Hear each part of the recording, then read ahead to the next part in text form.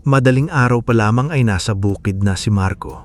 Basang-basa ang laylayan ng kanyang lumang pantalon. Nakalubog ang mga paa sa putik at nanginginig ang mga kamay habang hawak niya ang isang uhay ng palay na halos wala ng laman. Sa paligid niya, ang dapat sanay lunti ang palayan ay tila dinaanan ng salot.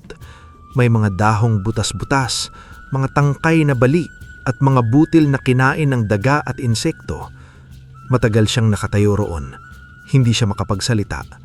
Ang taning naririnig niya ay ang mahinang ihip ng hangin at ang kaluskos ng ilang daga na nagtatago sa pilapil. Dahan-dahan siyang napaluhod sa putikan. 3 buwang kong inalagaan, sambit niya habang nanginginig ang kanyang boses. Pinisil niya ang tuyong uhay na hawak niya at unti-unting tumulo ang luha sa kanyang pingi. 1 gabi lang nilang inubos. Parang may mabigat na bato sa dibdib ni Marco. 3 buwan siyang halos hindi makatulog ng maayos. Tuwing gabi, binabantayan niya ang palayan. Tuwing umaga, nagdadala siya ng tubig, nag-aalis ng damo at nagdarasal na sana kahit papaano ay makabawi sila sa utang. Pero ngayon, halos wala nang natira. Naalala niya ang kanyang ina si Aling Ising na ilang linggo nang inuubo at nanghihina. Naalala niya ang kanyang nakababatang kapatid na si Mika na 11 taong gulang pa lamang pero marunong nang magtago ng gutom. Kapag tinatanong niya kung kumain na ba ito, lagi nitong sinasabing, "Busog na ako, kuya," kahit alam niyang tubig lang ang laman ng tiyan nito. Napahawak si Marco sa dibdib. Parang gusto niyang sumigaw pero walang lumalabas na boses. "Ano na ang ipapakain ko sa kanila?" Bulong niya sa sarili, puno ng takot ang mga mata. Habang nakaluhod siya, may narinig siyang busina mula sa di kalayuan. Paglingon niya, nakita niya ang itim na sasakyan ni Don Celestino Vargas na huminto sa gilid ng bukid. Bumaba ang matandang negosyante na nakasuot ng malinis na puting polo, makintab na sapatos at gintong relo. Sa tabi niya ay 2 tauhang matipunong nakatitig kay Marco na parang siya ay isang bagay na madaling itulak palayo. Si Don Celestino Vargas ang pinakamakapangyarihang rice trader sa kanilang bayan. Siya ang may-ari ng maraming gilingan, malalaking bodega at mga truck na kumukuha ng palay sa iba't ibang barangay. Marami ring magsasaka ang nangutang sa kanya. Kapag hindi nakabayad, kinukuha niya ang lupa. Marami ang galit sa kanya, pero mas marami ang takot. Dahan-dahang lumapit si Don Celestino sa pilapil. Napangiwi siya nang tumalsik ang putik sa sapatos niya. "Marco," tinawag niya sa malamig na tinig. "Mukhang hindi maganda ang ani mo." Hindi agad sumagot si Marco. Pinunasan niya ang luha sa kanyang pingi gamit ang likod ng kamay, ngunit hindi niya maitago ang pamumula ng kanyang mga mata. May kailangan po ba kayo, Don Celestino?" Tanong niya pilit pinatatag ang boses. Ngumiti si Don Celestino, ngulit walang init sa ngiting iyon. "May kailangan ako? Wala. Ikaw ang may kailangan." Tumingin ito sa paligid saka umiling na parang naaawa, ngunit halatang nang aasar. "Tingnan mo ang palayan mo. Wala ka nang aasahan dito. Kung ako sa'yo, ibibenta ko na ang lupang ito bago ka patuluyang mabaon sa utang." Napakuyom ang kamay ni Marco. "Hindi po ibinibenta ang lupa namin." Mahina ngunit mariin niyang tugon. "Hindi ibinibenta?" Ulit nito, may halong tawa. "Marco, hindi ka yayaman sa putik. Tingnan mo ang sarili mo. Hanggang tuhod ka sa lupa. Ako, hanggang leeg sa pera." Napatingin si Marco sa lupang minana niya sa kanyang ama. Maliit lamang iyon, pero para sa kanya, iyon ang huling alaala ng taong nagturo sa kanyang huwag sumuko. "Lupa po ito ng tatay ko," sabi niya, naninginig ang boses sa pagpipigil ng galit. "Pinaghirapan niya ito." "Pinaghirapan niya, oo. Pero ano ang napala ninyo? Hirap, gutom, utang. May sakit pa ang nanay mo, di ba?" Parang sinaksak si Marco sa dibdib. Hindi niya alam kung paanong nalaman ni Don Celestino ang kalagayan ng kanyang ina, pero hindi na iyon nakakapagtataka. Lahat ng balita sa bayan ay naaabot nito. Lumapit pa si Don Celestino at iniabot ang isang sobre. "May pera dito, sapat para sa gamot ng nanay mo, sapat para makalipat kayo sa mas maayos na tirahan. Pirmahan mo lang ang kasulatan, tapos na ang paghihirap mo." Tumingin si Marco sa sobre. Sa isang sandali, naramdaman niyang nanghina ang kanyang mga tuhod. Pera iyon, totoong pera. Baka iyon na ang sagot sa gamot ni Aling Ising. Baka iyon na ang makapagpapakain kay Mika ng maayos. Pero habang nakatitig siya sa sobre, narinig niya sa isip ang boses ng kanyang ama. "Anak, ang lupa ay hindi lang lupa. Dugo, pawis at alaala iyan. Huwag mong ipagbenta ang pinagmulan mo." Dahan-dahang umatras si Marco. "Pasensya na po," sabi niya, mababa ngunit buo ang boses. "Hindi ko po ibibenta." Nawala ang ngiti ni Don Celestino. "Magsisisi ka," malamig nitong sinabi. "Kapag nagutom ang pamilya mo, huwag mong sabihing hindi kita binigyan ng pagkakataon." Tumalikod ito at bumalik sa sasakyan. Nang umalis ang itim na kotse, naiwan si Marco sa gitna ng palayang halos wala ng buhay. Pag-uwi niya, sinalubong siya ni Mika sa pintuan ng kanilang lumang bahay na gawa sa pinagtagpi-tagping kahoy at yero. "Kuya," bati ni Mika, pilit masigla ang boses. "Nagluto ako ng lugaw. Konti lang pero mainit pa." Ngumiti si Marco, pero napansin niyang maliit lamang ang laman ng kaldero. Sa loob, nakahiga si Aling Ising sa banig, namumulat at mahina. "Kumain ka na ba?" tanong ni Marco kay Mika, may pag-aalala ang tinig. "Oo naman," mabilis na sagot ng bata, nungit umiwas ang tingin. Alam ni Marco na nagsisinungaling ito. Lumapit siya sa kaldero at nakita niyang sapat lamang ang lugaw para sa kanilang ina. "Mika," sambit niya, malungkot ang mga mata. Ngumiti si Mika pero nangingilid ang luha. "Mas kailangan ni nanay, kuya," sabi nito, pilit matapang. "Ako, kaya ko pa." Doon tuluyang nadurog ang puso ni Marco. Umupo siya sa tabi ng kapatid at hinaplos ang buhok nito. "Hindi dapat ikaw ang nag-iisip nito," bulong niya, halos mapaiyak. "Bata ka pa." "Pero pamilya tayo," tugon ni Mika, may munting ngiti sa labi kahit halata ang gutom. "Sabi mo nga, kapag pamilya, nagtutulungan." Sa sulok ng bahay, umubo si Aling Ising. Lumapit si Marco at inayos ang kumot nito. "Anak," mahinang tawag ng ina, "napuntahan ka ba ni Don Celestino?" Natigilan si Marco. "Opo," sagot niya, pilit kalmado. "Pinabibili niya ulit ang lupa." Naminginig na hinawakan ni Aling Ising ang kamay niya. "Huwag anak," pakiusap nito, may luha sa sulok ng mata. "Huling alaala yan ng ama mo. Kahit mahirap tayo, huwag mong hayaang bilhin pati ang dignidad natin." Napayuko si Marco. Mabigat ang kanyang dibdib, puno ng takot at pagod. "Pero paano kung hindi ko na kaya, Nay?" tanong niya, basag ang tinig. "Paano kung hindi ko na kayo mapakain?" Hinaplos ng ina ang kamay niya. "Kaya mo, anak," mahina nitong sabi, ngulit may tiwala sa boses.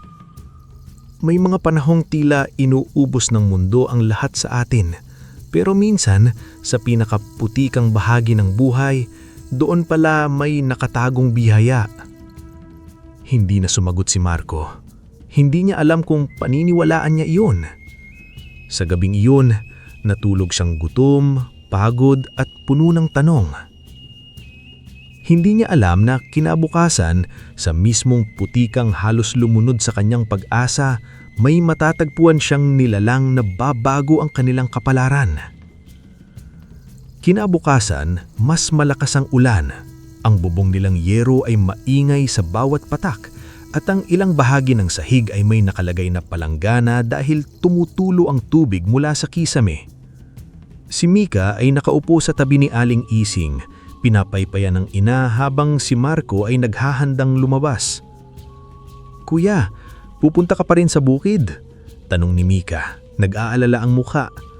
Ang lakas ng ulan! Tumanggo si Marco habang isinusuot ang kanyang lumang sombrero. Kailangan kong tignan kung may maililigtas pa. Kahit kaunti lang, kahit pang binhilang sa susunod.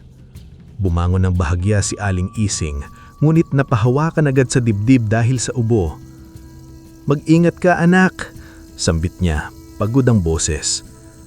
"Madulas ang pilapil kapag maulan." Lumapit si Marco at hinawakan ng kamay ng ina. "Opo, Nay," sagot niya, may pilit ng ngiti. "Babalik din ako agad." Paglabas niya, sinalubong siya ng malamig na hangin at buhos ng ulan. Nilakad niya ang maputik na daan papunta sa palayan. Bawat hakbang ay mabigat, hindi lamang dahil sa putik, kundi dahil sa bigat ng iniisip niya. Ang muka ni Mika habang sinasabing kaya pa niyang tiisin. Ang ubo ng kanyang ina, ang sobre ni Don Celestino, ang palay na halos wala ng buhay. Pagdating niya sa bukid, mas lumala ang itsura nito. May ilang bahagi na lubog sa tubig. Ang mga sirang uhay ay nakahandusay na parang mga sugatang katawan matapos ang digmaan. Napapikit si Marco at huminga ng malalim. "Panginoon," bulong niya habang tumutulo ang ulan sa kanyang mukha. "Kahit kaunting pag-asa lang." Maya-maya, may narinig siyang maliit na tunog. "Iya!" Napalingon siya. Sa una, inakala niyang hangin lamang yon, pero nang maulit, mas malinaw na. "Iya!" Mahina, parang iyak ng batang nauubusan ng lakas. Hinawi ni Marco ang mga basang damo sa gilid ng pilapil. Naglakad siya papunta sa bahaging mas malambot ang putik. Doon, sa pagitan ng mga damo na halos nakahiga na sa lakas ng ulan, nakita niya isang pusang halos lubog na sa putikan. Puting pusa iyon, ngunit halos hindi na makita ang kaputian dahil sa kapal ng putik. Nakabaon ng dalawang paa nito, may sugat sa tagiliran at nanginginig sa lamig. Pilit itong kumakawala, ngunit lalo lamang itong lumulubog. Napasinghap si Marco. "Nako," sambit niya, may awa sa boses. "Kawawa naman kayo!" Lumapit siya ngunit biglang lumubog ang kanyang paa. Nakapit siya sa damo para hindi matumba. Ang pusa ay tumingin sa kanya. Ang mga mata nito ay maputla ng pagod, ngunit may kakaibang lalim, parang matagal na itong naghihintay ng tulong. "Huwag kang matakot," malumanhang sabi ni Marco habang dahan-dahang inaabot ito. "Tutulungan kita." Umungol ng mahina ang pusa, hindi galit, kundi tila nang hihingi ng saklolo. Hinukoy ni Marco ang putik sa paligid ng mga paa nito. Dumulas ang kanyang kamay. Napunit ng matalim na bato ang balat ng kanyang daliri, ngunit hindi niya iyon ininda. Unti-unti niyang pinalaya ang pusa. Nang makawala ito, agad niya itong binuhat at isiniksik sa kanyang dibdib para mainitan. Naminginig ang katawan ng pusa. "Pareho pala tayong naiipit sa putik," bulong ni Marco habang nilalaban ng lamig. "Pero sige lang, hindi kita iiwan." Pag-uwi niya, basang-basa siya mula ulo hanggang paa. Pagbukas niya ng pinto, nagulat si Mika. "Kuya!" sigaw nito. "Ano yan?" "Pusa," sagot ni Marco habang maingat na inilalapag ang hayop sa lumang basahan. "Naipit sa putik." Lumapit si Mika, nanlalaki ang mga mata. "Ang puti niya siguro kapag naliguan," sabi nito puno ng pagkataka. "Pero sugatan siya, kuya." "Oo," sagot ni Marco, nag-aalala ang muka.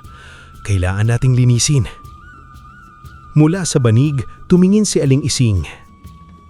"Anak," mahina nitong sabi, "wala na nga tayong sapat na tubig at pagkain." Napahinto si Marco. Alam niyang tama ang ina. Ang tubig nila ay inipon pa mula sa ulan. Ang tirang isda ay dapat sana'y ulam nila mamaya. Pero nang tumingin siya sa pusang nanginginig, hindi niya kayang pabayaan ito.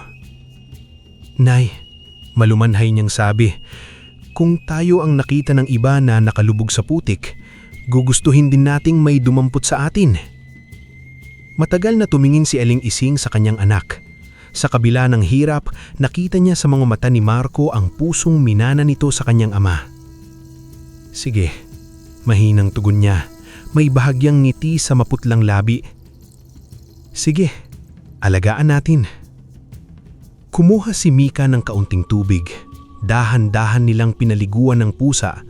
Habang natatanggal ang putik, lumitaw ang kaputian niyang balahibo nito. Malinis, maliwanag, halos parang sulid na hinabi mula sa ulap. Kahit may sugatan at payat ang katawan, kakaibang ganda nito. "Kuya," sambit si Mika, namamangha, "parang perlas." Napangiti si Marco, una niyang totoong ngiti matapos ng ilang araw. "Perlas," ulit niya, "maganda. Mula ngayon, Perlas ang pangalan mo." Tumingin ang pusa sa kanya. Hindi ito umiyaw, hindi ito kumilos, gunit sandali tila kumisnak ang mga mata nito. Hindi iyon napansin ni Mika, gunit napansin ni Marco. Napakurap siya. "Napapagod lang siguro ako," bulong niya sa sarili. Pinakain nila si Perlas ng kaunting tirang isda. Halos hindi kumain si Marco sa hapunan, gunit nang makita niyang unti-unting lumakas ang pusa, may kakaibang gaan sa dibdib niya. Kinagabihan, habang natutulog si Mika sa tabi ni Aling Ising, nakaupo si Marco malapit sa pintuan. Pinagmamasdan niya si Perlas na natutulog sa lumang basahan. May sugat pa ito gunit hindi na nanginginig. "Hindi ko alam kung bakit kita nakita," mahinang nagsalita sa kanyang sarili. "Pero sana may dahilan." Sa katahimikan ng gabi, bumukas ang mga mata ni Perlas. Sandali itong tumingin kay Marco. Sa dilim, ang mga mata nito ay kumikislap na parang sinag ng buwan sa tubig. Napahinto si Marco. Gungit agad ding pumikip si Perlas na parang wala lang nangyari. Kinabukasan, magsisimula ang mga bagay na hindi kayang ipaliwanag ng ordinaryong isip. Lumipas ang ilang araw at unti-unting gumaling si Perlas. Hindi na ito hirap tumayo. Hindi na rin nanginginig ang katawan nito kapag humihiga sa tabi ng pugon. Si Mika ang madalas magbantay rito kapag nasa bukid si Marco. At kahit wala silang masyadong pagkain, laging may kaunting tira para sa pusa. "Perlas, huwag kang maarte," natatawang sabi ni Mika isang umaga habang inilalapit ang maliit na tinik ng isda. "Mas masarap pa nga kinakain mo kaysa sa akin." Napangiti si Marco habang inaayos ang kanyang gamit. "Mika," sabi niya, kunwari seryoso, "baka magtampo yan, baka umalis." Yinakap ni Mika ang pusa at tahimik lang si Perla sa kandungan niya. "Hindi siya aalis," sagot ng bata, may lambing sa boses. "Dito na siya sa atin. Pamilya na siya." Narinig ito ni Aling Ising at mahina nitong ngumiti mula sa kanyang higaan. "Pamilya," ulit niya, parang masarap pakinggan ang salita. "Kahit pusa, kapag inalagaan mo, natututong magmahal." Tahimik lang si Perlas, gunit habang hinahapos ni Mika ang balahibo nito, marahan nitong pinikip ang kanyang mga mata. Sa mga sumunod na araw, may napansin si Marco. Ang mga daga sa paligid ng bahay ay tila nabawasan. Dati gabi-gabi nitong naririnig na kaluskus ng mga daga sa sulok, lalo na malapit sa lalagyan ng bigas. Gunit ngayon, tahimik na ang gabi. "Baka natakot kay Perlas," sabi ni Mika, tuwang-tuwa. Matapang siya kahit tahimik. Ngumiti si Marco. "Baka nga," tugon niya. Pero sa loob-loob niya ay nagtataka siya. Hindi naman niya nakitang humabol si Perlas na daga. Madalas na itong nakaupo lang sa may pintuan, nakatingin sa labas na parang may binabantayan. Isang gabi, bandang hating gabi, nagigising si Marco dahil sa kakaibang liwanag na pumapasok sa mga butas ng dingding. Akala niya ay kidlat, gunit walang kulog. Dahan-dahan niyang binangon si Mika para hindi magising sina Aling Ising. Nang tumingin siya sa lugar kung saan natutulog si Perlas, wala itong roon. "Perlas," bulong niya. Lumabas siya ng bahay. Malamig ang hangin at ang buwan ay bilog na bilog sa langit. Sa di kalayuan, nakita niya ang puting anyo ni Perlas na naglalakad patungo sa palayan. Napakunot ang noo ni Marco. Saan pupunta yun? Sinundan niya ito ng palihim.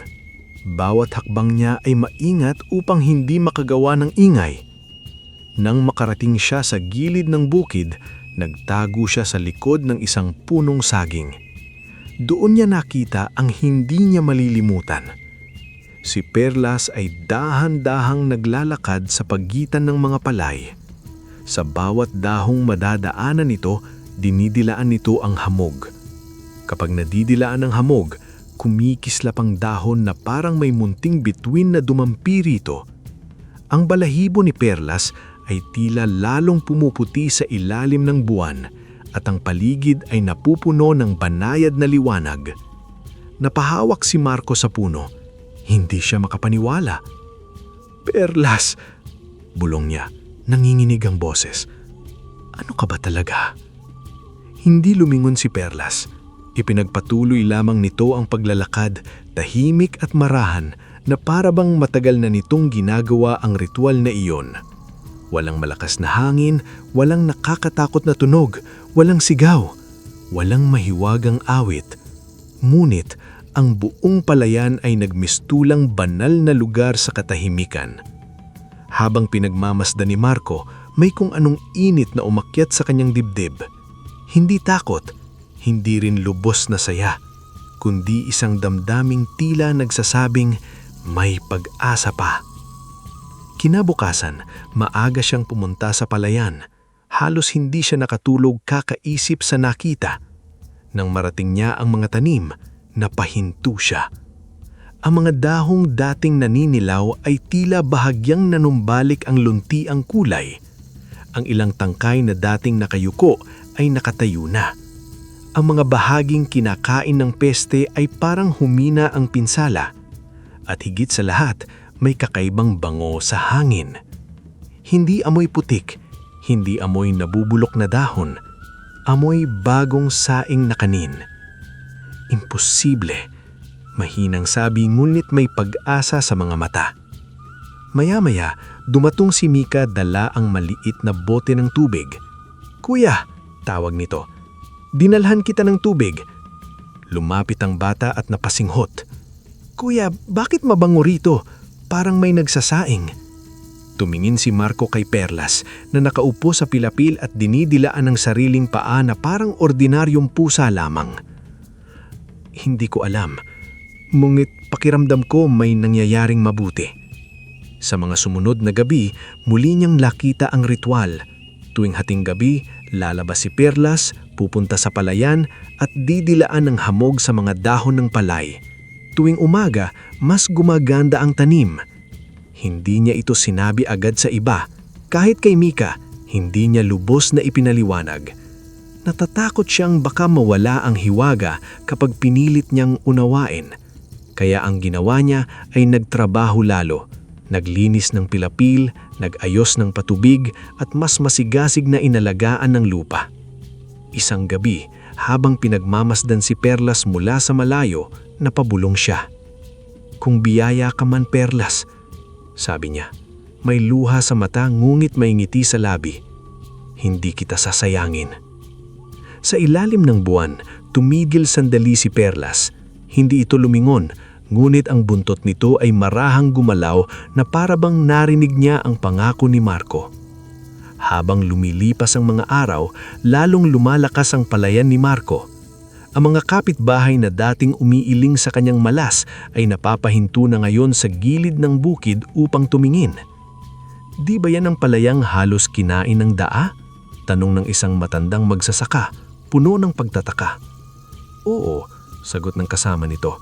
"Pero tignan mo ngayon, parang bagong tanim sa ganda." Naririnig niya iyon ngunit hindi siya nagyayabang. Sa halip, mas lalo siyang nagpapasalamat.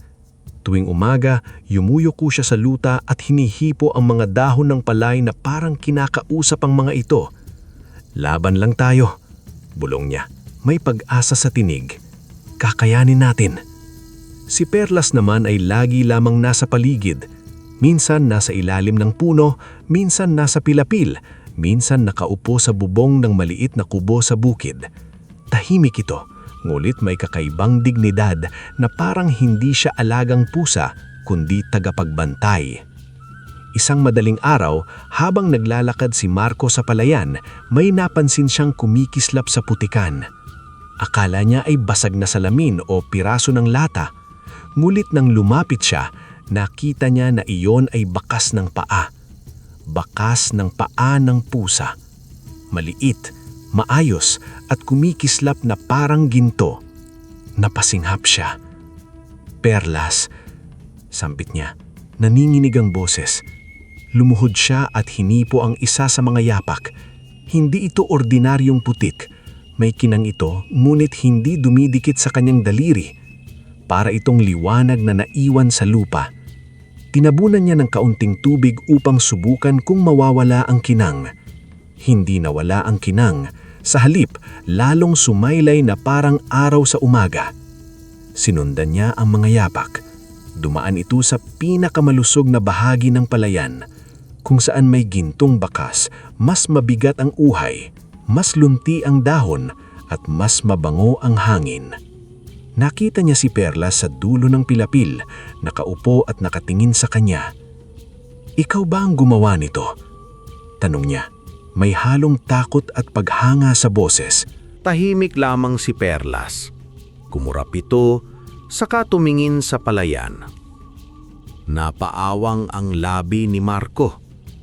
Kapag may gintong yapak, ibig sabihin may pag-asa? Mula noon, naging tanda para kay Marco ang gintong yapak.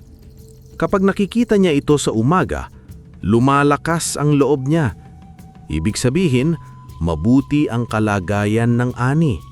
Ibig sabihin, hindi siya nag-iisa. Ngunit isang umaga, biglang nawala ang mga yapak. Hinahanap niya ang kinang sa putikan, ngunit wala siyang makita. Kahit saan siya lumingon, ordinaryong putik lang ang naroon. Walang ginto, walang liwanag. Biglang bumigat ang dibdib niya. Bakit wala? Bulong niya, kinakabahan. May mali ba? Parang sinagot ng kapalaran ang kanyang tanong. Ilang oras lamang ang lumipas, dumating ang isang tauhan ni Don Celestino. "Marco," tawag ng lalaki, walang emosyon ng mukha. "Pinapatawag ka ni Don Celestino. May pag-uusapan daw kayo." Hindi gusto ni Marco ang pakiramdam, pero alam niyang kapag hindi siya pumunta, baka lalo lamang siyang pahirapan nito. Sa bahay ni Don Celestino, sinalubo siya ng malamig na marmol na sahig, malalaking larawan sa dingding, at amoy ng mamahaling kape. Malayong malayo nito ang amoy ng putik at pawis na nakasanayan niya. Nakaupo si Don Celestino sa malaking silya, parang hari sa sariling kaharian. "Marco," bati nito, may niting mapanlin lang. "Balita ko, gumaganda na raw ang palayan mo?" Hindi sumagot agad si Marco. Nanatili siyang nakatayo, hawak ang sombrero sa dibdib. "Kaunting awa lang po ng panahon," maingat niyang sagot. Tumawa si Don Celestino. "Awa ng panahon? O may sikreto ka?" Napatingin si Marco sa kanya, ngunit hindi niya ipinahalata ang kaba. "Wala pong sikreto. Sipag lang." "Sipag?" Ulit ni Don Celestino, halatang hindi naniniwala. "Maraming mas masisipag sa'yo, pero nalulugi pa rin. Kaya huwag mo akong lokohin." Kumuha siya ng sobre at itinulak sa mesa. "Doble ang alok ko ngayon. Ibenta mo ang lupa. Sasagutin ko pa ang gamot ng nanay mo, pati pag-aaral ng kapatid mo." Natigilan si Marco. Muli, naroon ang tukso. Muli, naroon ang takot na baka isang araw ay makita niyang ang ina na hindi na humihinga dahil wala siyang pambili ng gamot. Napakapit siya sa sombrero. "Marco," malambot na sinabi ni Don Celestino, ngunit may lason ang tinig. "Huwag kang magpakatigas. Ang lupa, lupa lang. Ang pamilya mo ang isipin mo." Doon tumama ang salita, pamilya.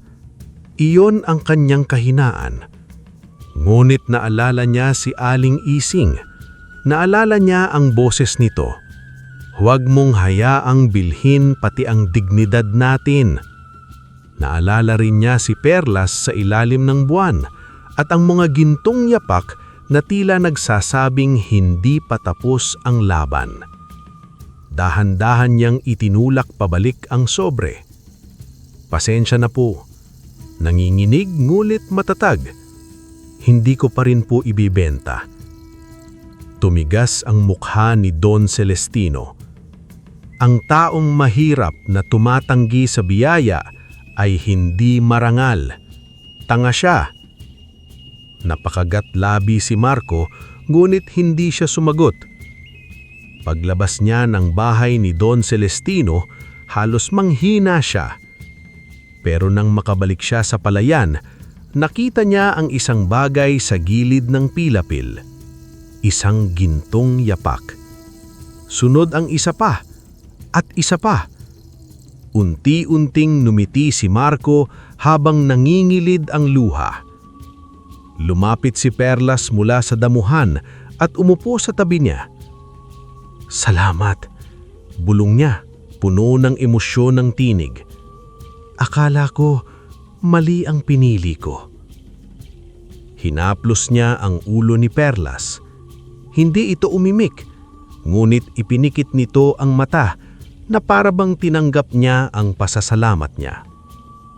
Dumating ang panahon ng ani. Ibang-iba ang palayan ni Marco kaysa noong una. Ang mga uhay ay mabibigat, nakayuko sa dami ng butil. Ang mga dahon ay malalapad at luntian. Ang hangin ay may amoy na matamis at malinis, parang pinaghalong bagong ulan at bagong saing na kanin.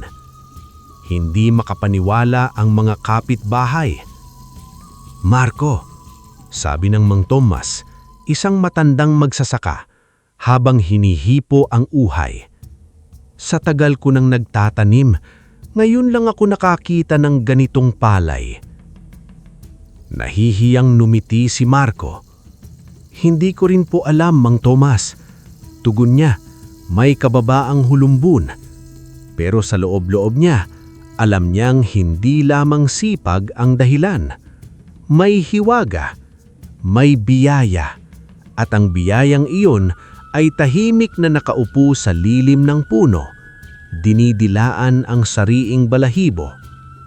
Si Perlas. Sa gabi bago ang anihan, hindi mapakali si Marco.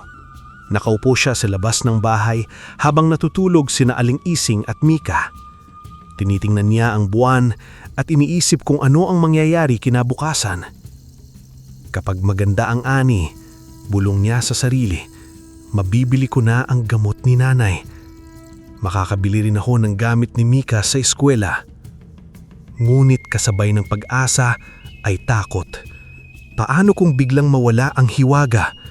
Paano kung hanggang dito na lamang? Maya-maya, lumabas si Perlas. Naglakad ito patungo sa palayan. Napansin iyon ni Mika na nagising pala at nakasilip sa pintuan. "Kuya," bulong nito, inaantok pa ang boses. "Susundan natin?" Nagdalawang isip si Marco, ngunit tumango rin. "Sige, pero tahimik lang." Magkasama nilang sinundan si Perlas.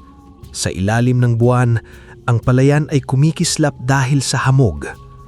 Tumigil si Perlas sa bunang pilapil, tumingin sandali sa malawak na tanim, saka magsimulang lumakad. Umiikot ito sa buong palayan. Sa unang ikot, napansin ni Marco na parang tumuwid ang mga tangkay ng palay. Ang mga dahong nakalaylay ay bahagyang umangat at ang mga uhay ay mas lalong bumibigat, ngumit hindi nababali. "Kuya," bulong ni Mika, mahigpit ang kapit sa braso niya. "Nakikita mo ba iyon?" "Oo," sagot niya, halos walang boses sa paghanga. "Nakikita ko." Sa ikalawang ikot, may kakaibang nangyari. Mula sa mga damo, nagsilabasan ng maliliit na insekto at ilang daga. Ngunit hindi sila tumakbo papunta sa palay. Sa halip, mabilis silang lumayo na parang may hindi nakikitang hangganang hindi nila kayang tawirin. Napasinghap si Mika. "Hindi sila hinahabol ni Perlas," sabi nito, manghang-mangha. "Pero natatakot sila." Sa ikatlong ikot, biglang kumislap ang mga uhay. Hindi malakas na liwanag, kundi banayad, parang sinag ng buwan na pumasok sa bawat butil. Ang buong palayan ay nagmistilang dagat ng pilak. Napaluha si Marco. Hindi niya napigilan. Sa dami ng pagod, gutom, takot at pangamba, ngayon lamang niya naramdaman na parang may yumakap sa kanyang puso. "Mika," bulong niya, basag ang tinig. "Baka mabuhay na tayo." Tumingin sa kanya ang kapatid. May luha rin ito sa mata, ngunit nakangiti. "Hindi baka, kuya," tugon nito, puno ng paniniwala. "Mabubuhay tayo." Kinabukasan, sinimulan ang anihan. Dumating sina Mang Tomas, Aling Cora at ilang kapitbahay upang tumulong. Sa bawat uhay na pinuputol, hindi maikubli ang kanilang pagtataka. Ang ani ay lampas sa inaasahan para sa maliit na lupa ni Marco. "Parang hindi 1 ektarya ang ani mo," biro ni Mang Tomas, natatawa ngunit namamangha. "Parang 3 ektarya." Ngumiti si Marco, ngunit panay ang pasasalamat niya. "Salamat po sa tulong ninyo," sabi niya sa mga kapitbahay. May kababaang loob sa tinig. "Kung wala kayo, hindi ko ito matatapos." Matapos gilingin ang unang bahagi ng palay, nabuksan ng sako ng bigas. Lahat sila ay natahimik. Ang mga butil ay kasing puti ng perlas. Hindi ito maputlang puti lamang. May kinang ito, malinis at buo. Nang hawakan ni Aling Cora, napanganga siya. "Marco," sabi nito, nanlalaki ang mata. "Anong klase itong bigas mo?" Hindi makasagot si Marco. Inamoy ni Mika ang bigas at napangiti. "Kuya, mabango kahit hindi pa luto." Nagdesisyon silang magsaing ng kaunti. Habang kumukulo ang kaldero, kumalat ang amoy sa buong bahay. Si Aling Ising na nakahiga ay napadilat. "Anak," mahinang tawag, "ano ang niluluto ninyo? Bakit parang piyesta?" Nang luto ang kanin, nagsandok si Marco at inilagay sa maliit na mangkok. Dinala niya sa ina. "Nay," sabi niya, nanginginig ang kamay sa emosyon, "tikman ninyo." Kumuha ng maliit na subo si Aling Ising. Nang malasahan niya ito, napapikit siya. Tumulo ang luha sa gilid ng kanyang mata.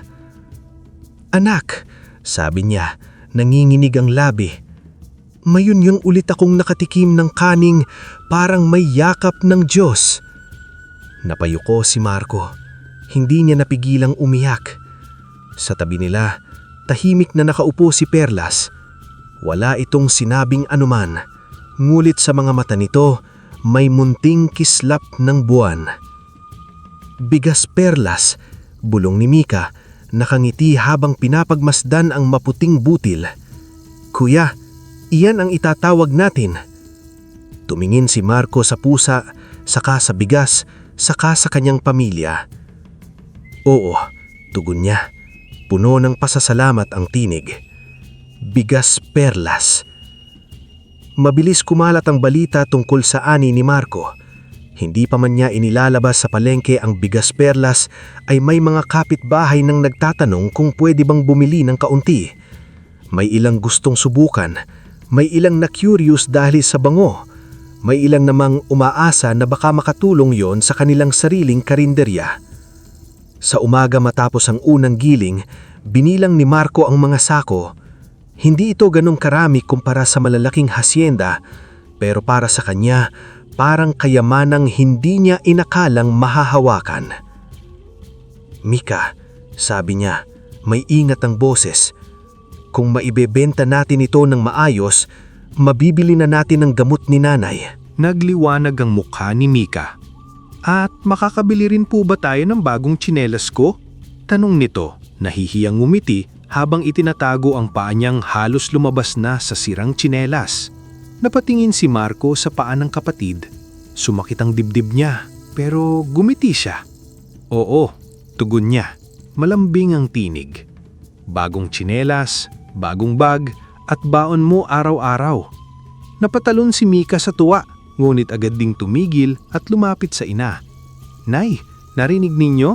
Magkakaroon na ako ng baon." Mahinang tumawa si Aling Ising at kahit pagod pa ang mukha nito, tila may kulay na bumalik sa kanyang pingsi. "Salamat sa Diyos," sambit nito, nangingilid ang luha. Ngunit bago pa man maisip ni Marco na ibenta ang unang sako, napansin si Parlas. Nakaupo ito sa tabi ng kaldero. Tahimik lang, nakatingin sa kanya, hindi kumukurap. Napahinto si Marco. "Ano iyon?" tanong ni Mika, napansin ang pagkatigalag ng kuya. "Hindi ko alam," mahinang sagot ni Marco. Tumingin siya sa mga sako ng bigas, saka sa kaldero, saka sa labas ng bahay kung saan may ilang batang naglalaro kahit payat at halatang gutom. Naalala niya ang mga gabing humihingi sila ng asin kay Aling Cora. Naalala niya si Mang Tomas na minsang nagbigay sa kanila ng gulay kahit ito man ay hirak din.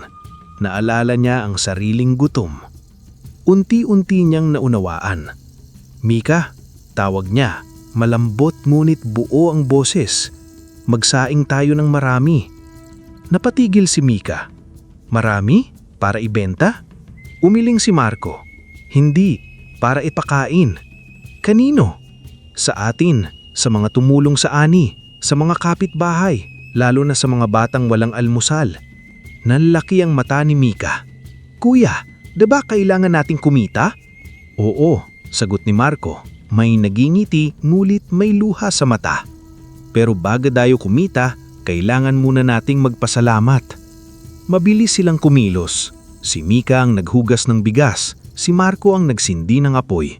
Si Aling Ising kahit mahina ay nagbigay ng payo kung gaano karaming tubig ang ilalagay. Habang naluluto ang bigas perlas, kumalat ang bango sa paligid. Isa-isang lumapit ang mga kapitbahay. "Marco, anong niluluto ninyo?" tanong ni Aling Cora, nakasilip sa bakod. "Amoy pa lang nakakabusog na." Lumabas si Marco, may hawak na sandok at may hiya sa ngiti. "Aling Cora," sabi niya, puno ng pasasalamat ang boses. "Kumain po kayo rito mamaya. Tawagin niyo rin po yung mga bata." "Bibili kami?" tanong ni Aling Cora. Umiling si Marco. "Hindi po, libre. Pasasalamat po." Natigilan ng matanda. Tumingin ito kay Marco ng matagal saka napangiti. "Anak," sambit niya, may lambing sa tinig. "Kaya kasiguro hindi tuluyang pinabayaan ng Diyos. Marunong kang lumingon." Ilang sandali pa, napuno ang harap ng bahay nila. Dumating si Mang Tomas, ilang manggagawang tumulong sa ani, mga batang kapitbahay at ilang ina na may bitbit na sanggol. Wala silang magarbong ulam, konting ginisang gulay, tuyo, asin at suka. Pero nang ihain ng kanin, lahat ay napangiti. Isang batang lalaki ang sumubo at napadilat. "Nay," sigaw nito, tuwang-tuwa. "Ang sarap ng kanin, kahit walang ulam." Nagtawanan ng mga tao. Si Marco ay nakatayo sa gilid, pinagmamasdan silang kumakain. Handis na manghinayang sa bigas na hindi niya naibenta, naramdaman niyang tila lumalawak ang kanyang dibdib sa saya. Lumapit si Aling Ising, inalalay ni Mika. "Anak," sabi ng ina, may luha sa mata. "Ito ang tunay na unang ani, hindi yung laman ng sako, kundi yung makita mong may napakain ka." Napayakap si Marco sa ina. "Nay," bulong niya, umiiyak ngunit nakangiti. "Akala ko kapag yumaman ako saka ako makakatulong. Hindi pala, kahit konti pa lang pwede na." Sa di kalayuan, si Perlas ay nakaupo sa lilim, tahimik, ngunit ang balahibo nito ay tila mas kumikislap. Doon natupad ang isang mahalagang ritual na hindi pa lubos na alam ni Marco, ang unang sinaing ng pasasalamat. Ang unang sinaing mula sa bawat ani ay hindi dapat ibenta. Dapat itong ipakain sa pamilya, manggagawa at mga mahihirap. At dahil ginawa ni Marco iyon ng bukal sa puso, mas lalong lumakas ang biyaya. Pagkatapos ng salo-salo, may lumapit na lalaki kay Marco. Payat, kayumaging at may mukhang sanay sa hirap. Si Rodel iyon, isang kapitbahay na madalas tumatanggap ng arawang trabaho sa bukid. Boss Nes, sabi ni Rodel, may ngiting parang nahihiya. Kung kailangan mo ng kasama sa bukid o bodega, nandito lang ako. Masipag ako. Gusto ko rin namang umasenso. Tinignan siya ni Marco. Nakita niya ang sarili sa lalaki. Isang mahirap na naghahanap ng pagkakataon. Hindi mo kailangan tawagin akong boss. Nakangiting tugon ni Marco. Marco na lang. Kung gusto mong tumulong, bukas magsimula ka. Kailangan ko ng katuwang. Nagliwanag ang mukha ni Rodel. Salamat boss, sabi nito, tila taos puso. Hindi ka magsisisi. Ngumiti si Marco at tinapik ang balikat niya. Basta tapat tayo sa isa-isa. Oo naman, mabilis na sagot ni Rodel. May kamay pa sa dibdib. Tapat ako.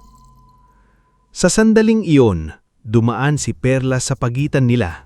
Tumigil ito sandali sa tabi ni Rodel at tumingin sa kanya. Wala pang pilak ang mga mata nito, ngunit matagal ang titig. Napatawa si Rodel, pilit natural.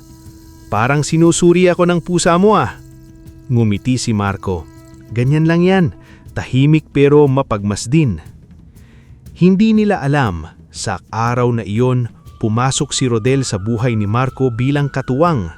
Ngunit sa pagdaan ng panahon, siya rin ang magiging sugat na pinakamahirap patawarin.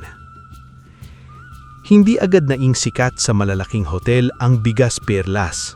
Nagsimula ito sa maliit na karinderya ni Aling Cora na nasa gilid ng palengke. Luma ang mesa, plastik ang upuan at ang bubong ay may tagpi-tagping yero. Ngulit dinadayo ito ng mga tricycle driver, tindera at estudyanteng naghahanap ng murang pagkain. Isang umaga, bumili si Aling Cora ng 5 kilo ng Bigas Perlas kay Marco. Marco, sabi nito habang inaabot ang bayad, susubukan ko lang muna. Kung hindi mabenta, huwag kang sasama ang loob. Napangiti si Marco, may hiya sa mukha. Hindi po Aling Cora, salamat po at tinulungan niyo akong magsimula. Nang araw na iyon, isinaing ni Aling Cora ang Bigas Perlas. Habang naluluto, napahinto ang mga dumadaan sa harap ng karinderya. Aling Cora, tawag ng isang tricycle driver. Anong niluluto mo? Bakit amoy handaan? Natawanan si Aling Cora habang hinahalo ang ulam. Kanin lang yan oy, huwag kayong OA. Pero nang ihain ang kanin, nagbago ang lahat. Ang mga customer ay napapatingin sa plato. Maputi ang kanin, buhaghag ngunit malambot at may amoy na nakakapaggutom kahit busog ka pa. Isang lalaki ang sumubo, pagkakapos ay napahinto. Tumingin siya kay Aling Cora na parang may natuklasang sikreto. Aling Cora, sabi niya, puno ng pagtataka. Anong bigas ito? Kahit tuyo lang ulam ko ay parang pang piyesta ang kain ko. Natawanan ng iba, pero nang natikman nila, nagsimula rin silang magtanong. Dagdag kanin nga, ako rin. Pwede bang kanin lang bilhin ko? Nang hapon na iyon, ubos agad ang sinaing ni Aling Cora. Kinabukasan, bumili siya ng mas marami kay Marco. Marco, tawag niya habang palapit sa bukid. Dagdagan mo order ko.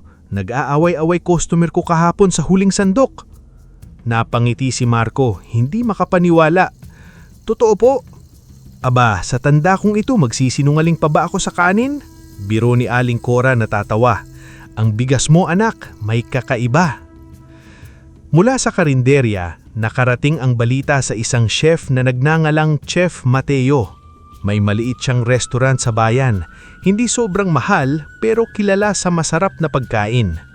Napadaan siya sa karinderya ni Aling Cora at natikman ang Bigas Perlas. Pagkasubo niya, Napahinto siya.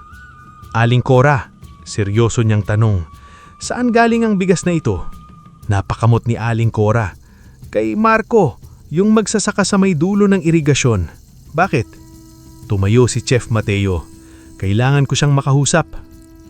Kinabukasan, pumunta siya sa bukid ni Marco. Nadatnan niya si Marco na nagbubuhat ng sako kasama si Rodel. Ikaw ba si Marco? Tanong ni Chef Mateo. Opo, sagot ni Marco, nagpunas ng pawis sa noo. May kailangan po ba kayo? Ako si Mateo, chef ako sa bayan. Tinignan niya ang mga sako ng bigas. Ikaw ang nagtanim ng bigas na natikman ko sa karinderya ni Aling Cora. Medyo napahiya si Marco. Opo, pero maliit lang po ang palayan ko. Ngumiti si Chef Mateo, may paghanga sa mga mata. Maliit ang palayan mo pero hindi maliit ang kalidad ng bigas mo. Mula noon, nagsimulang bumili si Chef Mateo. Pagkatapos, may ibang restaurant na nakabalita. Sumunod ang mga catering service, resorts, at ilang negosyante mula sa kalapit bayan. Unti-unting dumami ang order. Si Rodel ang tumulong sa listahan. Siya ang nagbibilang ng sako, tumatanggap ng tawag, at minsan ay kasama ni Marco sa paghahatid. Ang bilis mong matuto, Rodel, sabi ni Marco isang hapon habang inaayos nila ang bodega. Malaking tulong ka. Ngumiti si Rodel, ngunit may kakaibang kislap sa mata.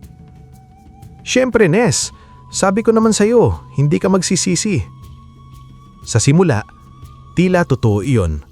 Masipag si Rodel, maaga siyang dumarating, gabi na umuuwi. Tumutulong siya kahit sa mabibigat na trabaho. Dahil dito, lalo siyang pinagkatiwalaan ni Marco. Ngunit habang lumalaki ang kita, unti-unting may nagbabago sa puso ni Rodel. Nakikita niya ang mga taong bumabati kay Marco. Nakikita niya ang mga chef na nakikipagkamay sa kanya. Nakikita niya ang mga sobre ng bayad, ang mga bagong sako, ang mga plano para sa mas malaking bodega. At habang nakikita niya iyon, may inggit na unti-unting gumagapang sa dibdib niya. Isang gabi, habang nagbibilang sila ng bayad, napabuntong hininga si Rodel. Ang laki ng kinikita mo, Nes, sabi niya. Kunwari biro, ngulit may bigat ang tinig. Ngumiti si Marco. Walang mali siya. Hindi akin lang ito. Marami tayong binabayaran. Manggagawa, gamot ni nanay, gamit ni Mika, binhi, bodega, at gusto kong makatulong din sa ibang magsasaka. Tumanggo si Rodel, pero sa loob-loob niya ay iba ang sinasabi. Dati pareho lang kaming hirap, isip niya. May kirot ng inggit. Ngayon siya ang pinupuntahan ng mga mayayaman. Ako, tauhan pa rin. Hindi niya napansin na nasa pintuan si Perlas, nakatingin sa kanya.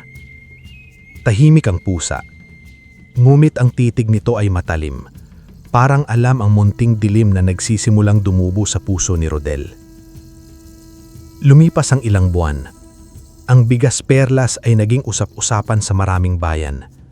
May mga bumiyabiyayata sa ibang lugar para lamang bumili ng ilang kilo. Ang ilan ay para sa restaurant. Ang ilan ay para sa espesyal na handaan. At ang iba ay para lamang matikman ang bigas na sinasabing mabango kahit hilaw at hindi agad napapanis. Nakapagpagawa na si Marco ng mas maayos na bubong sa bahay nila. Nakabili na siya ng gamot ni Aling Ising. Si Mika ay may bago ng tsinelas, bagong bag, at baon na hindi niya kailangang itago o ipagkait sa sarili. Isang umaga, habang kumakain sila, tahimik na pinagmamasdan ni Marco ang kanyang pamilya. Si Aling Ising ay hindi na kasing hina ng dati.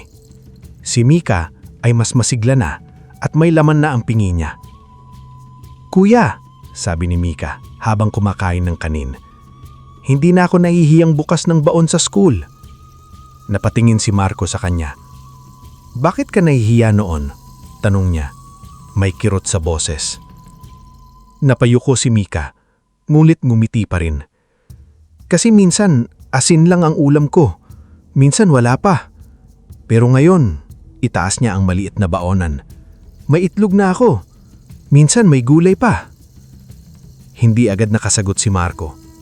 Napuno ng luha ang mga mata niya. Lumapit siya at ginulo ang buhok ng kapatid. "Pasensya ka na, Mika," bulong niya, puno ng pagsisisi. Numiti si Mika, pilit pinagaan ng damdamin. "Ay kuya, wag kang madrama. Baka umiyak ako, maalat ang kanin." Napatawa si Aling Ising. Maging si Marco ay natawa rin kahit may luha. Sa gitna ng unti-unting pag-angat nila, dumating ang pinakamalaking offer. Isang itim na van ang huminto sa harap ng kanilang bahay. Bumaba ang isang negosyante mula Maynila, si Mr. Sandoval, kasama ang kanyang 2 assistant. Maayos ang kanyang pananamit, mabango, at sanay makipag-usap sa malalaking tao.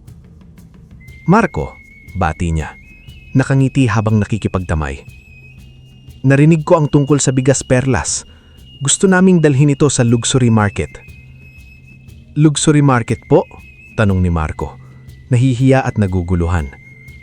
"Oo, exclusive hotels, exclusive restaurants, private resorts, mga taong kayang magbayad ng mahal." Umupo sa Mr. Sandoval at inilabas ang kontrata. "Bibilhin namin ang lahat ng animo sa presyong hindi kayang tapatan ng iba." Napatingin si Marco sa halagang nakasulat. Nang laki ang kanyang mga mata. Hindi niya akalain na may ganoong halaga para sa bigas niya. Sa isip niya, mabilis na pumasok ang mga pangarap. Mas magandang gamutan kay Aling Ising. Kolehiyo para kay Mika. Mas malaking lupa. Mas maayos na bodega. Sariling truck. Ngunit nagsalita ulit si Mr. Sandoval. "May kondisyon lang. Sa amin mo lang ibebenta ang lahat ng bigas perlas. Wala ng karinderya. Wala ng palengke. Wala ng maliliit na buyer. Exclusive ito." Natigilan si Marco. "Lahat po?" Nakangiting sagot ni Mr. Sandoval. "Marco, ang produkto mo ay pangmayaman. Huwag mong sayangin sa mga taong bibili lang ng 1 kilo. Sa luxury market, kikita ka ng malaki." Natahimik si Marco. Sa likod niya, nakikinig si Rodel. Manlaki rin ang mata nito sa halaga ng kontrata. Pabulong nitong sinabi kay Marco nang makaalis sandali ang negosyante upang tumawag. "Miss, tanggapin mo na. Napakalaking pera niyan. Huwag mo nang isipin yung mga liliit na buyer.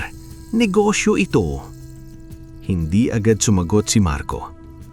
Dumating ang gabi na hindi siya makatulog. Lumabas siya at umupo sa tabi ng palayan. Hawak niya ang kopya ng kontrata. Ang buwan ay nakasabit sa langit at ang hangin ay mabalot sa hamog. Lumapit si Perlas at umupo sa tabi niya. "Nakakalito," sambit ni Marco, malungkot ang boses habang nakatingin sa pusa. "Buong buhay ko, pinangarap kong makaahon. Ngayon, nandito na. Pero bakit parang may mali?" Tahimik si Perlas. Tumingin lang ito sa malayo. Sinundan ni Marco ang tingin nito. Sa di kalayuan, nakita niya ang mga bahay ng kapitbahay. Ang bahay ni Aling Cora, ang bahay ni Mang Tomas, ang ilang batang minsang pinakain niya sa unang sinaing. Naalala niya ang mga mukha nila habang kumakain. Naalala niya ang batang nagsabing kahit walang ulam ay masarap ang kanin. Naalala niya ang gutom na minsan ding kumapit sa sikmura niya. Kung sa mayayaman lang mapupunta ang bigas perlas, bulong niya, unti-unting luminaw ang isip. Para ko na ring ipinagkaitang biyaya. Kinabukasan, hinarap niya si Mr. Sandoval. Naroon si Rodel, si Mika at si Aling Ising. "Sir," sabi ni Marco, magalang mulit matatag. "Salamat po sa tiwala. Tatanggapin ko ang partnership pero hindi po lahat ng ani ay mapupunta sa inyo." Napakunot ang noon ni Mr. Sandoval. "Anong ibig mong sabihin?" "May bahagi pa rin po para sa karinderya, palengke, ordinaryong pamilya at feeding program. Kung hindi po kayo papayag, pasensya na. Hindi po tayo magkakasundo." Napabugan ng hangin si Rodel sa likod niya. "Nes," pabulong nitong sabi, halatang inis. "Sayang ang pera." Ngunit hindi lumingon si Marco. Tinitigan siya ni Mr. Sandoval ng matagal. Pagkatapos, ngumiti ito ng kaunti. Matigas ka, pero gusto ko yan. Ibig sabihin, may prinsipyo ka. Sige, ayusin natin ang kontrata. Napahinga ng maluwag si Marco. Si Mika ay napangiti. Si Aling Ising ay tahimik na nagpasalamat sa Diyos. Ngunit si Rodel ay hindi natuwa. Sa isip niya, hindi niya naintindihan kung bakit tinanggihan ni Marco ang mas malaking kita. Kung ako ang may hawak ng bigas perlas, isip niya, may pait sa dibdib. Hindi ako magpapakatanga. Sa malayo ay nakatingin sa kanya si Perlas. Sa unang pagkakataon, bahagyang kumislap na pilak ang mga mata nito. Dahil lumalaki ang operasyon ng bigas perlas, mas naging mahalaga si Rodel sa negosyo ni Marco. Siya ang nagbabantay sa bodega kapag wala si Marco. Siya ang tumutulong maglista ng orders. Siya ang minsang nagpapasok at nagpapalabas ng mga sako. Pinagkakatiwalaan siya ni Marco. "Rodel," sabi ni Marco isang hapon habang nag-aayos sila ng bagong imbakan. "Malaki ang naitulong mo sa amin. Kapag lumago pa ito, gusto kong maging regular ka na rito, hindi ka na arawan." Nagliwanag ang mukha ni Rodel, ngunit may halong lihim na pagkadismaya. "Regular?" tanong niya. "Oo, mas maayos na sahod. May parte ka rin sa bonus kapag maganda ang ani." "Salamat," tugon ni Rodel. Nakangiti ngunit hindi abot sa mata ang saya. Malaking bagay yun. Pero pagtalikod ni Marco, napapikit si Rodel. "Bonus?" isip niya, may pait. Habang siya ang yumayaman, bonus lang ako?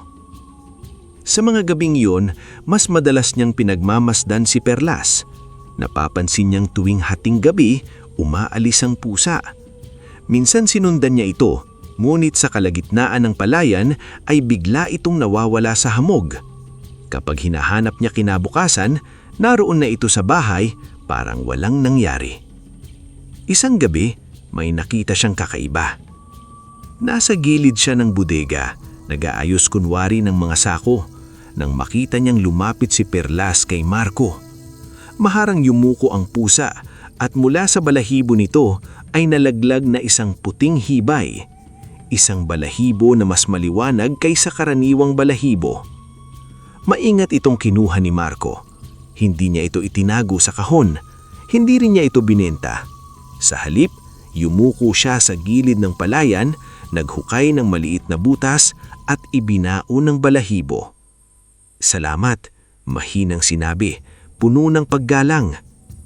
"Gamitin sana ito para sa masaganang ani. Hindi lang para sa amin, kundi para sa mga taong umaasa sa bukid na ito." Kinabukasan, ang bahaging iyon ng lupa ay tila mas buhay kaysa dati.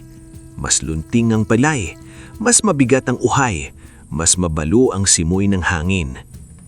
Nakita yun ni Rodel at doon tuluyang nabuo ang hinala niya. Balahibo, bulong niya sa sarili habang nakatago sa likod ng bodega. Nasa balahibo ang sikreto. Hindi niya naunawaan ang bahagi ng pasasalamat. Hindi niya naunawaan ang kabutihan. Ang nakita niya lang ay bagay na pwedeng nakawin. Ilang araw pagkatapos, lihim siyang nagpunta sa bahay ni Don Celestino. Hindi na kasing taas ng dati ang tindig ng negosyante. Nababahala na ito dahil maraming magsasaka ang hindi na pumipila sa kanya. Ang iba ay nagsisimula ng makipag-ugnayan kay Marco na nagbibigay ng mas patas na presyo. Pagpasok ni Rodel, ngumiti si Don Celestino.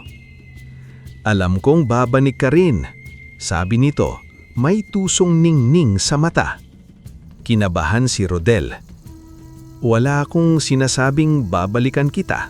Depensa niya, ngunit mahina ang boses. Tumawa si Don Celestino. "Lahat ng taong naiinggit, nauumi sa pintuan ko. Ano ang dala mong balita?" Matagal na natahimik si Rodel. Naiisip niya si Marco, ang tiwala nito, ang kabutihang ipinakita sa kanya. Ngulit kasabay nito, nakita niya ang pera sa mesa ni Don Celestino. Makapal na sobre. Sapat para bumili ng motorsiklo.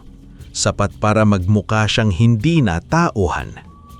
May sikreto ang pusa, sabi niya, halos pabulong. Tumaas ang kilay ni Don Celestino. Anong sikreto? May nalalaglag na puting balahibo. Ibinaon ni Marco sa lupa. Kinabukasan, mas gumanda ang palay. Dahan-dahang ngumiti si Don Celestino. Ngiting malamig, ngiting gutom. Kaya pala, sabi nito, nasa pusa ang yaman. Hindi ko sigurado, nag-aalanganing sabi ni Rodel. Pero nakita ko. Lumapit si Don Celestino at inilagay ang sobre sa kamay niya. Kunin mo ang susunod na balahibo.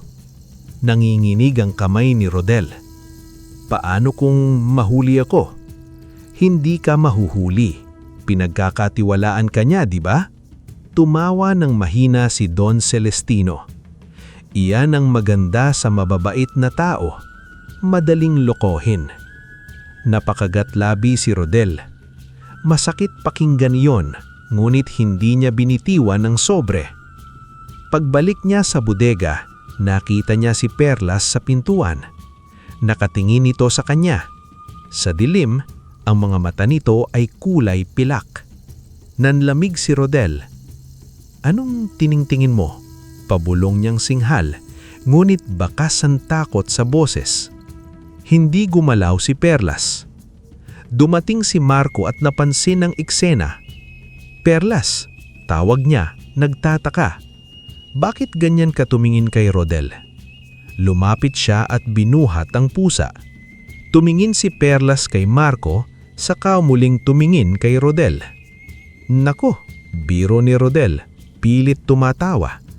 Baka silosa lang ang pusa mo. Ayaw may ibang katiwala. Ngumiti si Marco, walang kamalay-malay.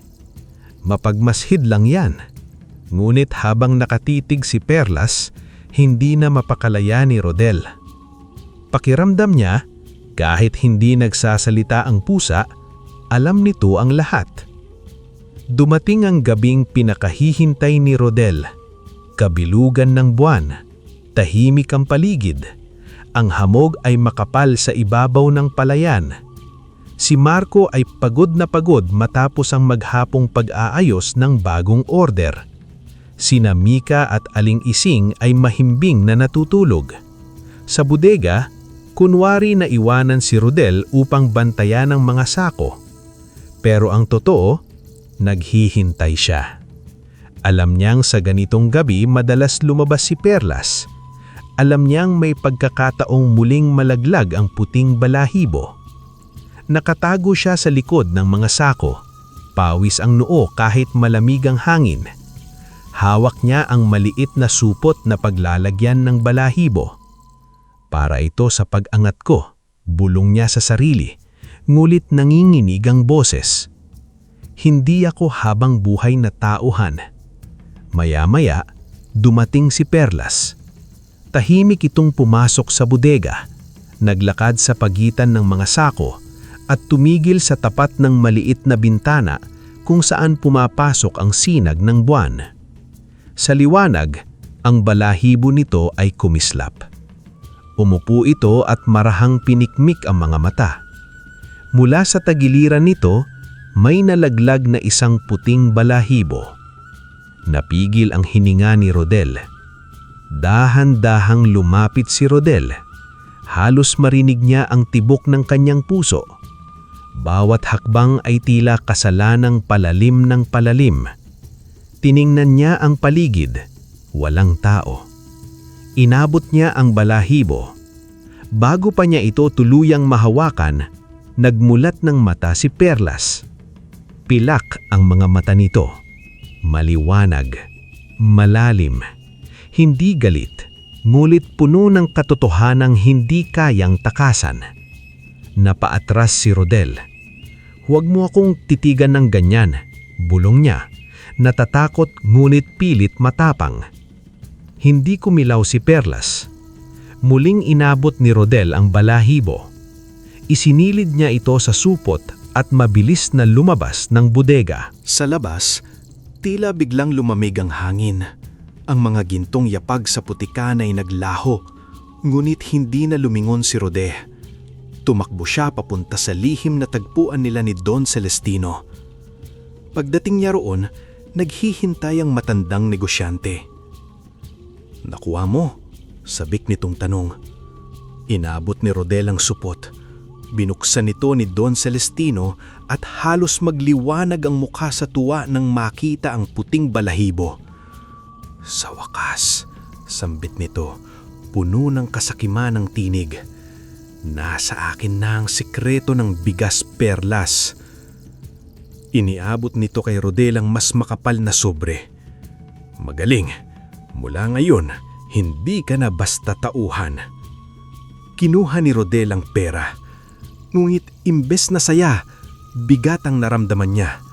Parang may malamig na kamay na humawak sa kanyang batok. Kinabukasan, nagtaka si Marco. Hindi niya makita ang balahibong inaasahan niyang ibabaon. Ang perlas ay tahimik sa tabi ng palayan. Wala ang gintong yapag. Ang hangin ay mabigat. "May mali," bulong ni Marco, nag-aalala. "Perlas, may nangyari ba?" Tumingin si Perlas sa kanya, saka sa direksyon ng bodega. Pilak ang mga mata nito. Doon nagsimulang kabahan si Marco. Samantala, si Don Celestino ay ibinaon ng puting balahibo sa sarili niyang malawak na lupain. Nakangiti siya habang pinagmamasdan ng mga tauhan. "Makikita ninyo," sabi niya, puno ng yabang. "Hindi na nila hahabulin ng bigas perlas. Ako na ang magiging hari ng bigas." Sa una, tila may nangyaring himala. Tumubo ng mabilis ang ilang bahagi ng palayan niya. Nagsaya ang mga tauhan. Nagdiwang si Don Celestino. Ngunit kinabukasan, nagsimulang mangitim ang mga dahon. Pagkaraan ng 2 araw, dumami ang insekto. Pagkaraan ng 3 araw, sinalakay ng daga ang kanyang bodega. Ang mga sako ng bigas ay nagkaroon ng mabahong amoy. Ang ilang butilay tila nabubulok kahit tuyo. Nagsimulang magreklamo ang mga buyer.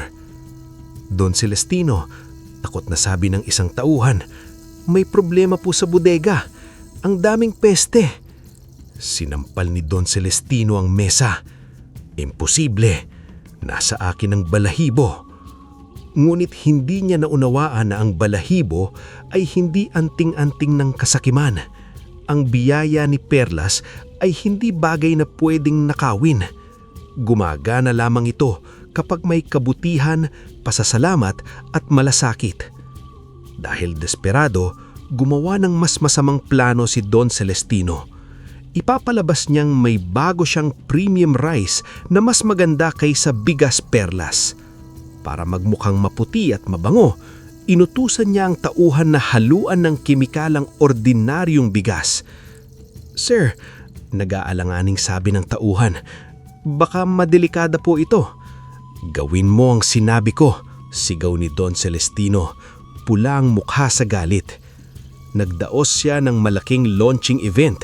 Dumalo ang ilang restaurant owners, hotel managers, negosyante at media. May malaking tarp na may nakasulat, "Vargas Royal Rice, ang bagong hari ng bigas." Nasa gilid si Rodel, nakasuot ng bagong polo na binili niya mula sa perang tinanggap, ngunit hindi siya makapakali. Pawis ang palad niya, pakiramdam niya may mali. Nang buksan ng unang sako, kumunot ang noo ng isang chef. "Bakit ganito ang amoy?" tanong nito. Biglang gumapang na maliliit na insekto mula sa sako. Napaatras ang tao.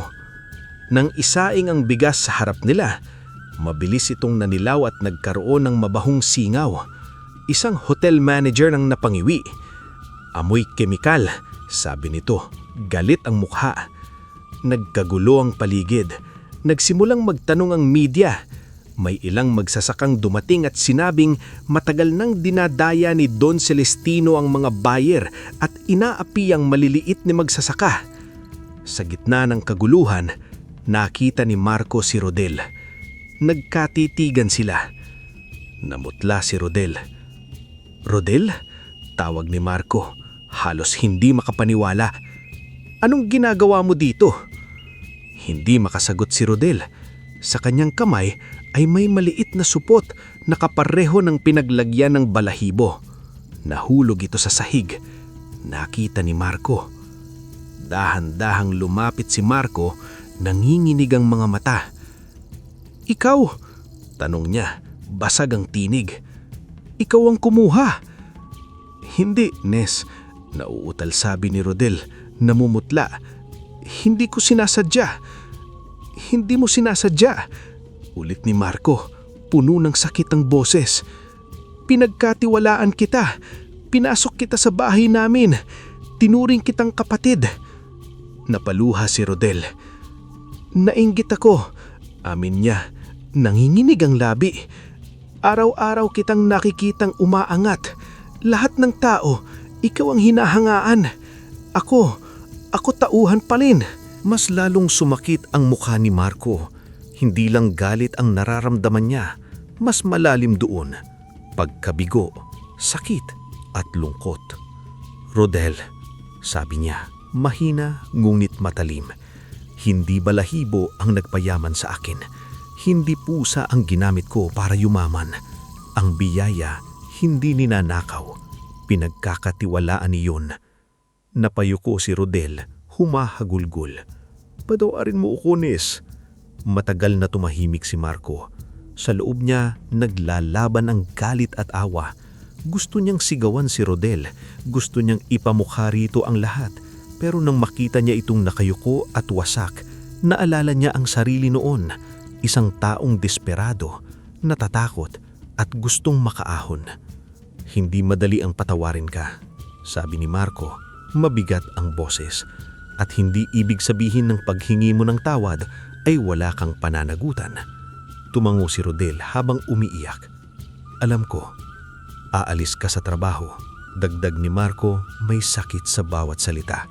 "At haharapin mo ang ginawa mo. Sa akin, sa mga magsasaka, sa mga taong dinaya ni Don Celestino." Napayuko si Rodel. "Oo," mahinang sagot niya. Sa araw na iyon, bumagsak ang pangalan ni Don Celestino. Inimbestigahan ang kanyang bodega, ang kanyang pekeng bigas at ang mga pandarayang matagal niyang itinago. Ang mga magsasakang matagal ng takot ay nagsimulang magsalita at si Marco, kahit sugatan ng puso dahil sa pagtataksil, ay natutong mas maging maingat, ngunit hindi tumigil sa pagiging mabuti. Akala ng lahat ay tapos na si Don Celestino, ngunit ang taong sanay mang-api ay hindi madaling tumanggap ng pagkatalo. Habang bumabagsak ang kanyang negosyo at unti-unting nawawala ang tiwala ng mga tao, lalo lamang siyang puno ng galit. "Marco," bulong niya isang gabi habang mag-isa siya sa kanyang opisina. "Kung hindi ko makukuha ang palayan mo, sisiguraduhin kong wala ka ring aanihin." Nagbayad siya ng ilang tauhan upang sunugin ang palayan ni Marco. Gabi ang pinili nila kung kailan tahimik ang buong barangay at mahimbing ang tulog ng mga tao. Dala nila ang maliit na galon ng gasolina, posporo at itim na tela upang takpan ang mukha. Ngunit bago pa sila makalapit sa gitna ng palayan, biglang huminto ang isa. "Pare!" kabadong bulong nito. "May pusa!" Sa ilalim ng buwan, nakatayo si Perlas sa pilapil. Maliit ito, puti at tahimik. Wala itong ginagawang kakaiba. Hindi ito umuungol, hindi ito sumisigaw. Natawa ang isa. "Pusa lang yan, takot ka?" Ngunit abang papalapit sila, unti-unting humaba ang anino ni Perlas sa lupa. Mula sa maliit na hugis ng pusa, lumaki ito. Lumawak, tumaas. Ang anino ay naging damuhala. Mas mataas pa sa punong niyog, may dalawang matang kumikislap sarang ng apoy sa dilim. Napaatras ang mga lalaki. "Ano yan?" sigaw ng isa. Nanginginig ang boses. Ang higanting anino ay yumuko at ang hugis ng mga kuko niya'y gumapang sa putikan. Walang tunog pero mas nakakatakot ang katahimikan. Nabitawan ng isang tauhan ng galon ng gasolina. "Tumakbo na tayo!" sigaw niya. Nagsitakbuhan sila, nag-iwan ng mga gamit sa bukid. Sa sobrang takot, ang isa ay nadulas sa pilapil at napasigaw. Nagising ang ilang kapitbahay. Lumabas si Marco, dala ang lampara, kasama si Mang Tomas at iba pang mga magsasaka. "Anong nangyayari?" tanong ni Marco, nag-aalala. Nakita nila ang gasolina, posporo at telang ginamit ng mga lalaki. Nang mahuli ang isa sa mga tauhan, nanginginig itong umamin. "Si Don Celestino, siya ang nag-utos. Susunugin daw namin ang palayan." Napapikit si Marco. Galit na galit siya, ngulit kasabay nito ay pasasalamat na iligtas ang ani. Tumingin siya kay Perlas. Nakaupo muli ito sa pilapil, maliit at tahimik na parang walang nangyari. "Salamat," bulong ni Marco, puno ng emosyon. Ngunit hindi pa roon natapos ang pagsubok. Pagkaraan ng ilang linggo, dumating ang matinding tagtuyot. Ang irigasyon ay humina. Ang lupa sa paligid ay nagsimulang biyakin. Ang mga magsasaka ay muling nabahala. "Marco," sabi ni Mang Tomas, may takot sa mukha, "kung hindi uulan ng loob ng isang linggo, patay ang ani natin." Naramdaman ni Marco ang dating takot. Kahit marami na siyang natutunan, hindi pa rin siya makapangyarihan laban sa kalikasan. Isang gabi, umakyat si Perlas sa pinakamataas na pilapil. Nakita ito ni Marco, Mika, Aling Ising at ilang magsasaka. Naupo ang pusa, tumingala sa langit at ngumingyaw ng mahaba. Hindi iyon ordinaryong iyaw, parang awit, malungkot, madalim at puno ng panalangin. "Kuya," bulong ni Mika, may luha sa mata. Kumakanta si Perlas. Nakatitig si Marco sa langit. Ang puso niya ay puno ng pag-asa at takot. Maya-maya, may malamig na hangin na dumaan. Pagkatapos, isang patak ng ulan ay bumagsak sa kanyang pisngi. Napatingala siya. Isa pa. At isa pa. Hanggang sa bumuhos ang ulan. Nagsigawan sa tuwa ang mga magsasaka. Si Mang Tomas ay napaluhod sa putikan. "Salamat." Paulit-ulit niyang sabi. "Salamat." Yunakap ni Marco si Mika at Aling Ising habang ang ulan ay bumabasa sa kanila. Hindi niya alintana ang lamig. Sa sandaling iyon, ang ulan ay hindi lamang tubig. Para itong pangako. Pangakong ang lupang inalagaan ng may kabutihan ay hindi basta iiwan. Lumipas ang mga taon. Ang dating maliit at halos patay na palayan ni Marco ay naging malawak na lupain ng pag-asa. Hindi niya inagaw ang lupa ng iba. Hindi niya pinilit bumili ng palugi. Sa halip, tinulungan niya ang mga magsasaka na maging bahagi ng isang kooperatiba. Itinatag niya ang kooperatiba ng Bigas Perlas kung saan patas ang bilihan ng palay. May maayos na sahod ang manggagawa at may training para sa makabagong pagtatanim. Nagpatayo siya ng modernong gilingan, malinis na bodega at mga truck na naghahatid ng bigas sa palengke, karinderya, restaurant, hotel at feeding program. Ang pangalan niya ay nakilala sa buong bansa. Marco, ang milyonaryong hari ng bigas. Ngunit hindi nagbago ang puso niya. Tuwing anihan, hindi pa rin nawawala ang urang sinaing ng pasasalamat. Sa harap ng malaking kaldero ng Bigas Perlas, naghahanda sila ng malaking kaldero ng bigas. Kumakain doon ang mga manggagawa, kapitbahay, bata, matanda at sino mang gutom. Si Aling Ising ay mas malakas na ngayon. Nakaupo siya sa maaliwalas na upuan. Pinagmamasdan ang anak na namamahagi ng kanin. "Anak," sabi niya, isang araw, may ngiti sa labi at luha sa mata. "Ang layo na ng narating mo." Lumapit si Marco at hinawakan ang kamay ng ina. "Dahil po hindi ninyo ako hinayaang ibenta ang lupa," tugon niya, puno ng pagmamahal. Si Mika naman ay dalaga na, nag-aaral ng agrikultura. Pangarap niyang tulungan ang kuya sa pagpapalago ng kooperatiba. "Kuya," sabi niya habang may hawak na notebook, "balang araw gagawa tayo ng training center para sa mga anak ng magsasaka para hindi na nila kailangang mamili sa pag-aaral at pagkain." Napangiti si Marco. "Yan ang gusto kong marinig," sagot niya, may pagmamalaki sa tinig. Tungkol naman kay Rodel, hindi naging madali ang kanyang kapalaran. Hinarap niya ang kahihiyan at pananagutan sa kanyang pagtataksil. Matagal siyang lumayo sa bayan, ngulit makalipas ang ilang taon, bumalik siya. Payat, tahimik, at mababa ang tingin. Lumapit si Marco sa gilid ng palayan. "Nes," sabi ni Rodel, nanginginig ang boses. "Hindi ako nandito para humingi ng trabaho. Gusto ko lang humingi ulit ng tawad. Totoo, wala nang kapalit." Matagal siyang tinignan ni Marco. Sa tabi niya ay nakaupo si Perlas, tahimik. Hindi na pilak ang mga mata nito. Payapa na. Huminga ng malalim si Marco.